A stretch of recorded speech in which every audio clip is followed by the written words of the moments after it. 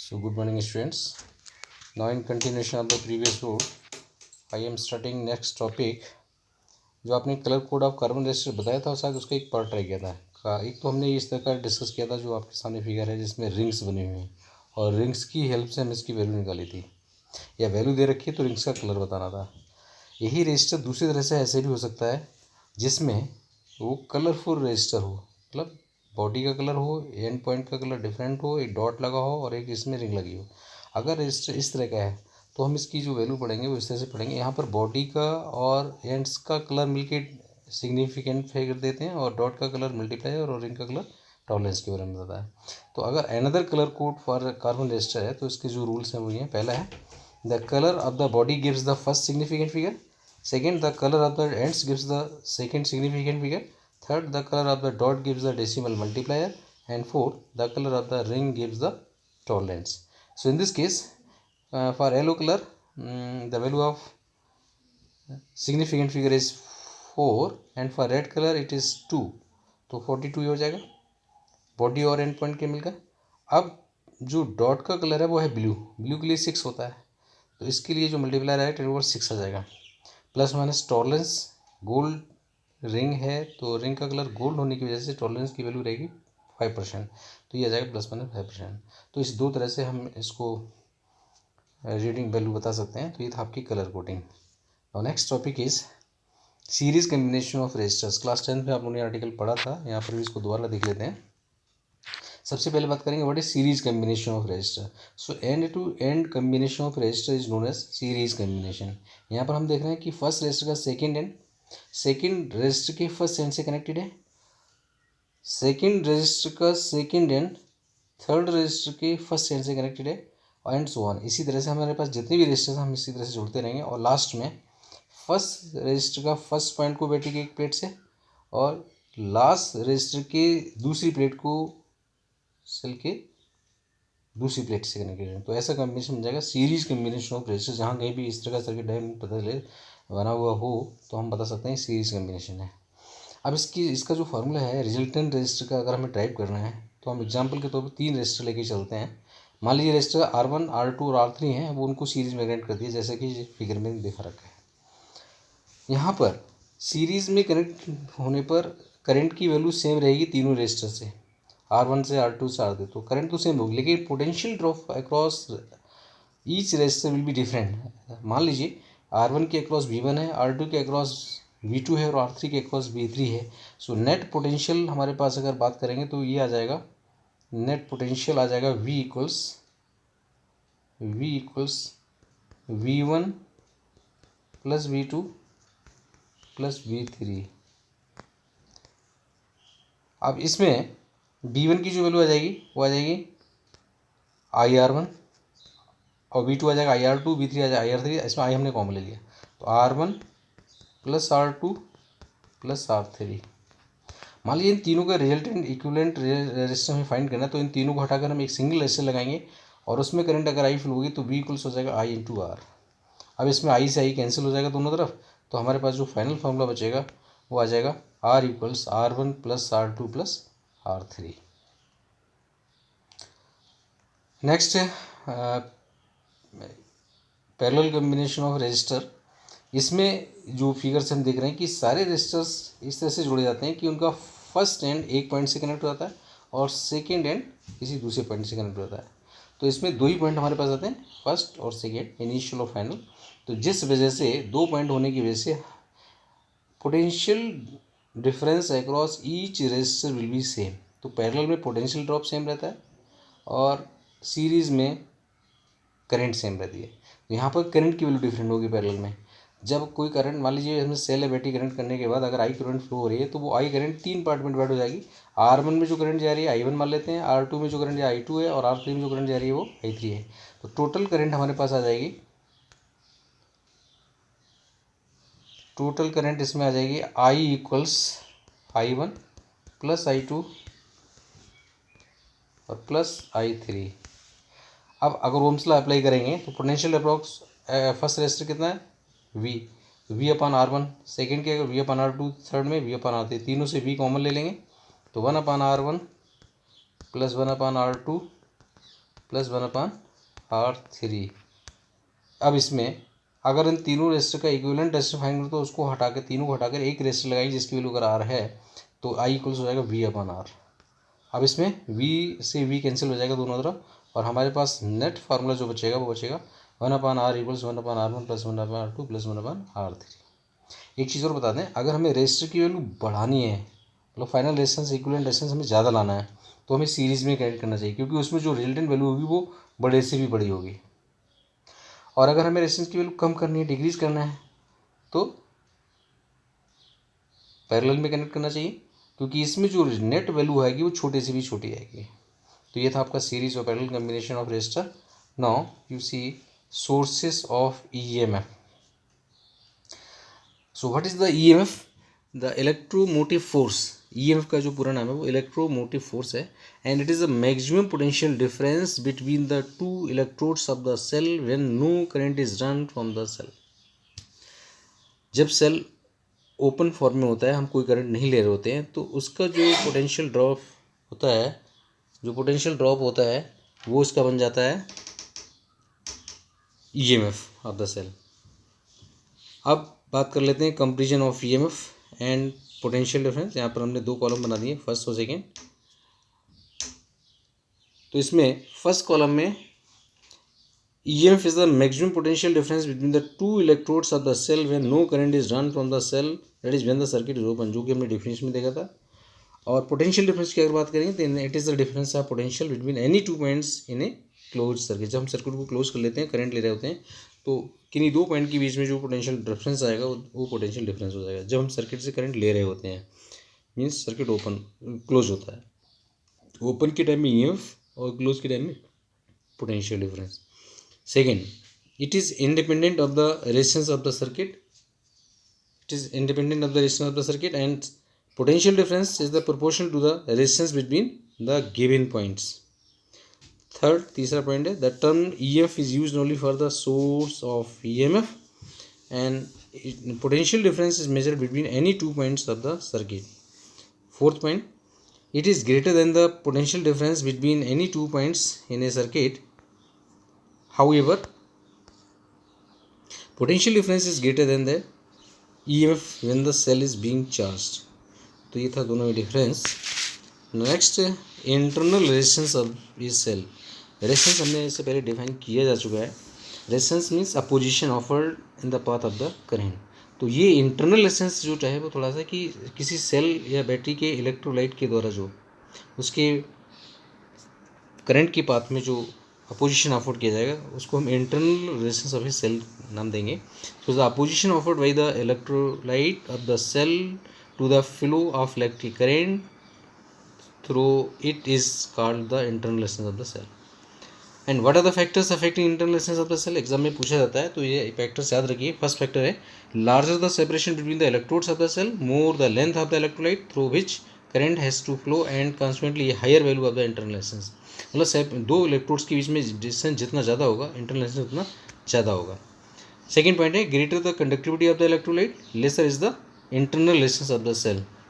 That is internal resistance depends on the nature of the electrolyte. अगर उसकी conductivity ज़्यादा है तो इंटरनल रेजिस्टेंस की वैल्यू कम होगी इलेक्ट्रोलाइट की। थर्ड है, the internal resistance of a cell is inversely proportional to the common area of the electrodes dipping in the electrolyte. Electrolyte में जो इलेक्ट्रोड्स पड़े होते हैं, जो हम उसको रखे होते हैं, अगर वो ज़्यादा डिप है, इलेक्ट्रोलाइट की वैल्यू ज़्यादा है तो ज़्यादा एरिया डिप होगा तो इंटरनल रेजिस्टेंस कम होगा, और अगर वो इलेक्ट्रोलाइट की वैल्यू कम है, कम एरिया डिप है तो ज़्यादा होगा। एंड फोर्थ पॉइंट है, the internal resistance of the cell depends on the nature of the electrodes. Electrodes की नेचर पर भी डिपेंड करता है। अब अगर हमें करंट की वैल्यू का फार्मूला ड्राइव करना हो, अगर पूछा जाए, तो हम इसको इस तरह से देख सकते हैं। यहाँ पर एक सेल ले रखा है जिसका EMF E है, इंटरनल रेजिस्टेंस स्मॉल r है, और इसमें जो एक्सटर्नल रेजिस्टेंस रजिस्टर है वो कैपिटल R है, रेड कलर से दिखा रखा है, और जब सेल से जो करंट फ्लो हो रही है वो ग्रीन कलर से यहाँ पर दिखा रखी है, I करंट फ्लो हो रही है। अब इस I की वैल्यू हमें निकालने वाली है, तो दोनों जो यहाँ पर EMF रहेगा अक्रॉस एक्सटर्नल रेजिस्टर वो कैपिटल V ले लेते हैं पोटेंशियल ड्रॉप, और अक्रॉस इंटरनल रेजिस्टर जो पोटेंशियल ड्रॉप वो स्मॉल v ले लेते हैं। तो जो EMF की वैल्यू रहेगी वो टोटल इन दोनों के सम की इक्वलेंट आ जाएगी। तो तो EMF E इक्वल्स हो जाएगा V प्लस स्मॉल v की वैल्यू हो जाएगी ओम्स लॉ के अकॉर्डिंग IR, क्योंकि आई करंट फ्लो हो रही है RS में, तो भी हो जाएगा IR, और स्मॉल भी हो जाएगा I इंटू स्मॉल r। आई हमने यहाँ से कॉमन लिया तो I bracket R plus R, आई की वैल्यू अगर निकालना चाहेंगे तो I इक्वल्स हो जाता है E upon R plus R। So this relation is called the circuit equation. तो ये हमें करंट का फार्मूला मिल जाएगा सेल के लिए। अब बात कर लेते हैं internal relations of the cell in terms of E V and R। कई बार ये रिलेशन पूछा जाता है इंटरनल रिलेशंस का formula in terms of EMF या potential drop and external relations. तो इसके लिए सर्किट हम वही ऊपर वाला ही इस्तेमाल करेंगे, बस इसकी थोड़ा सा चेंज है। हमने जो equation E equals V plus B लिखा था, तो वहाँ हम V को रखना है इस फॉर्मूला, तो V की वैल्यू पुट नहीं कर रहे हैं, लेकिन स्मॉल v को हम I इंटू R ही लिखेंगे क्योंकि हमें R की वैल्यू निकालनी है। तो ये आ जाएगा V plus I into small r। अगर हमें IR को एक तरफ रोक लें और V को दूसरी तरफ लाएंगे तो E माइनस V हो जाएगा, और इस इक्वेशन को डिवाइड कर लेते हैं IR जो कि V के इक्विवेलेंट है ओम्स लॉ से। तो लेफ्ट साइड को हम IR से डिवाइड करेंगे तो I से I कैंसिल हो जाएगा, स्मॉल r अपन कैपिटल R बचेगा, और राइट साइड में जो टर्म है वो E माइनस V अपन V, इसको B से डिवाइड किया है। अगर इसमें जब डिवाइड करेंगे तो E अपन V माइनस 1 बचेगा, और I से I कट चुका है, R को दूसरी तरफ भेज देंगे तो फाइनल फॉर्मूला हमारे पास आएगा small r equals E upon V minus 1 into R। Next, determination of internal resistance of cell by voltmeter method. अगर हमें वोल्ट मीटर मेथड से इसकी वैल्यू निकालनी है तो हम एक वोल्ट मीटर सर्किट के पैरेलल में लगा देते हैं। मीटर हमेशा सीरीज में लगता है और वोल्ट मीटर पैरेलल में लगता है। तो यहाँ जो सर्किट दिखा रखा है उसके अकॉर्डिंग इसको बना लेंगे कि दिखा रखी कि फर्स्ट में देखिए कि ओपन है और रेजिस्टेंस बॉक्स यहाँ पर R है, जिससे हमें R की वैल्यू पता लगेगी। और जब सर्किट ओपन है कि ओपन है तो जो वैल्यू मिलेगी सेल के EMF की पोटेंशियल वोल्ट मीटर से वो उसका EMF V बन जाएगा। तो open circuit no current is drawn, EMF is measured. And second जो फिगर है, सर्किट इज क्लोज, मतलब जो की को हमने क्लोज कर दिया तो करंट इससे ड्रॉन हो रही है। जब करंट ड्रॉन होगी तो उस समय जो सेल का EMF है वो पोटेंशियल ड्रॉप बन जाएगा, तो यहाँ पे V मिल जाएगा। तो यहाँ से हमने V निकाल लिया पोटेंशियल ड्रॉप, और फर्स्ट से EMF निकाल लिया, E पता चल गया, V पता लगा, और रेजिस्टेंस बॉक्स से हमें R मिल जाएगा। इन वैल्यूज़ को हम ऊपर वाले फॉर्मूला अगर अप्लाई करते हैं तो हमें स्मॉल r की वैल्यू पता लग जाएगी। तो it is the method to determine the internal resistance of the cell by voltmeter method. No next topic is cells in series combination. इससे पहले हमने रेजिस्टेंस का सीरीज कम्बिनेशन देखा था, अब हम जो बात कर लेते हैं वो सेल्स को अगर हम सीरीज कम्बिनेशन में जोड़ते हैं तो क्या होती है वैल्यू। सीरीज कम्बिनेशन वही रहेगा अगेन, इसमें भी एंड टू एंड कनेक्शन, या इसमें फर्स्ट सेल की नेगेटिव प्लेट को सेकंड सेल की पॉजिटिव प्लेट से, और सेकंड सेल की नेगेटिव प्लेट को थर्ड सेल के पॉजिटिव प्लेट से, एंड सो ऑन। जितने भी सेल हमारे पास कनेक्ट हैं जिनको हमें कनेक्ट करना है तो उसको इसी तरह से अगर हम जोड़ देंगे तो वो बन जाएगा series combination. So cells are connected in series when they are joined end to end so that the same quantity of electricity must flow through each cell. मान लीजिए हमारे पास 3 सेल हैं, अगर एक फॉर्मूला हम टाइप करके देख लेते हैं फॉर 3 सेल, तो सीरीज में कनेक्ट कर दिया है और इनका EMF हमने हर एक सेल का EMF E ले रखा है, इंटरनल रेजिस्टेंस स्मॉल r ले रखा है हर एक सेल का। So the EMF of the battery is the sum of the individual EMFs। इस सीरीज में अगर हम टोटल EMF की बात करेंगे तो ये प्लस हो जाएगा। Second, the current in each cell is the same and is identical with the current in the entire arrangement. In हर सेल से जो करंट पास होगी वो यहाँ पर सेम ही रहेगी I। Third, the total internal resistance of the battery is sum of the individual internal resistance. अगर हम इंटरनल रेजिस्टेंस की बात करेंगे तो हमारे पास 3 सेल हैं तो R plus R plus R 3R हो जाएगा। अगर N सेल हो जाएंगे तो NR हो जाएगा, और अगर EMF की बात कर लेंगे तो NE हो जाएगा, क्योंकि एक सेल का EMF E है तो E प्लस E 3 के लिए 3E है, 4 के लिए 4E हो जाएगा, और N सेल के लिए NE हो जाएगा। और total internal resistance of the battery small NR हो जाएगा।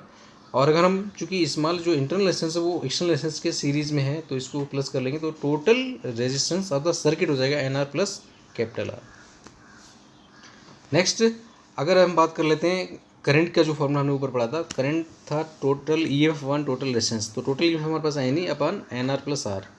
अब इसके स्पेशल केस डिस्कस कर लेते हैं। मान लीजिए कि जो एक्सटर्नल रेजिस्टेंस है वो सेल के इंटरनल रेजिस्टेंस से काफ़ी छोटा है, तो हमारे पास फॉर्मूला आ रहा है I equals E upon R। और अगर मान लीजिए सेकेंड कंडीशन है, अगर NR का मतलब हुआ सेल का इंटरनल रेजिस्टेंस एक्सटर्नल रेजिस्टेंस से काफ़ी छोटा है, तो हमारे पास जो फॉर्मूला आ जाएगा वो आई इक्वल्स बन जाएगा एन ई अपन आर। इसका मतलब हुआ सेल का जब इंटरनल रेजिस्टेंस कम है तो एन टाइम्स करंट मिलेगी एक सेल के कंपेरिजन में। So when internal resistance is negligible in comparison to the external resistance then the cells are connected in series to get maximum current. Next topic is cells in parallel combination. Parallel में हमने यहाँ पर जैसे कि figure में दिखा रखा है कि सभी सेल्स की पॉजिटिव प्लेट को एक पॉइंट से और नेगेटिव प्लेट को दूसरे पॉइंट से कनेक्ट कर दिया है। तो इस केस में जो हम नेट ईएमएफ रहेगा वो ई ही रहेगा क्योंकि पैरेलल में है सबका। और लेकिन जो इनका इंटरनल रेजिस्टेंस है उसको पैरेलल फार्मूला से हम अप्लाई करेंगे तो 1/r plus 1/r plus 1/r up to N terms अगर बात करेंगे तो n/r हो जाएगा, इसको रिजल्टेंट हो जाएगा r/n। और ये r/n जो रेजिस्टेंस आएगा वो एक्सटर्नल रेजिस्टेंस के सीरीज में आने की वजह से total resistance of the circuit आ जाएगा r/n प्लस r। अगर हम यहाँ पर बात करेंगे करंट आई की तो total E one total resistance तो I equals n E upon n R plus small r. और इसके स्पेशल केस में if R is much less than R upon n then I equals to n E upon R and second condition if R upon n much less than R then I equals E upon R. तो यहाँ से जो conclusion मिलेगा वो है when external resistance is negligible in comparison to the internal resistance then the cells are connected in parallel to get maximum current. तो ये question हो सकता है कि कब हमें सीरीज़ में कनेक्ट करना चाहिए कब पैरेलल में, तो ये था सीरीज। कई बार मिक्स कम्बिनेशन भी आ जाता है, कुछ सेल्स सीरीज़ में कुछ पैरेलल में, तो हम दोनों को मिला के वो भी देख सकते हैं। जो सीरीज़ में उनका सीरीज़ निकाल लेंगे, जो पैरेलल में वो पैरेलल में जाएंगे। तो इस तरह से यहाँ पर कुछ पॉइंट्स जो नोट करने थे वो होता है कि the EMF of the battery is the same as that of the single cell. वहाँ पर हमने इनको प्लस कर लिया था लेकिन सीरीज़ में, लेकिन यहाँ हमें एक सिंगल सेल का ये लेना पड़ेगा। Second, the current in the external circuit is divided equally among the cells. यहाँ पर करंट की वैल्यू डिवाइड हो रही थी, वहाँ पर करंट सेम थी और पोटेंशियल ड्रॉप डिफरेंट था, लेकिन यहाँ पर जो है करंट डिवाइड हो रही है और पोटेंशियल ड्रॉप सेम रहेगा। And third, the reciprocal of the total internal resistance is the sum of the reciprocals of the reciprocal, हमने भी देख लिया। तो इस तरह से ये चैप्टर आपका कंप्लीट हो जाता है, यहाँ ये टॉपिक आपका कंप्लीट हो जाता है और बाकी का हम नेक्स्ट वीडियो में बात करेंगे।